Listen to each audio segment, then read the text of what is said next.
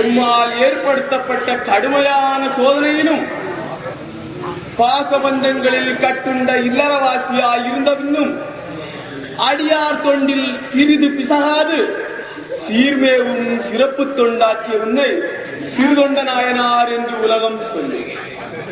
ஆஹா, இல்லறத்தை நல்லறமாக கொண்டு கணவனுக்காக எந்த காரியத்தையும் செய்த உன் துணைவியார் உனக்கு செய்த காரியம் அந்த வானவரும் செய்ய தயங்கும் மாபெரும் காரியம். அன்பு கொண்ட மனைவி ஆடவருக்கு துணையாய் இருந்தால்தான் அளப்பரிய பல காரியம் செய்ய முடியும் என்பது உங்களால் இவ்வுலக அறியட்டும்.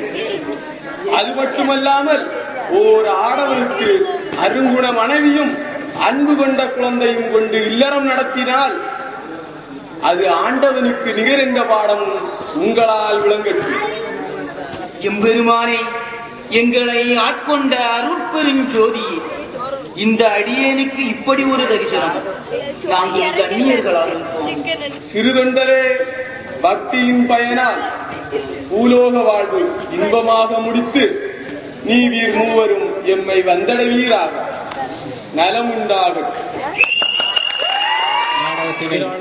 கண்டுகளித்து எங்களுக்கு ஆக்கமும் ஊக்கமும் நல்கிய ஊர் பெரியோர்கள் அனைவருக்கும் எங்களது வைகுண்ட சேவா சங்கத்தின் சார்பிலும் கையிலை கலைக்குழுவின் சார்பிலும் மனமார்ந்த நன்றிதனை தெரிவித்து விடைபெற்றுக் கொள்கிறோம். நன்றி, வணக்கம்.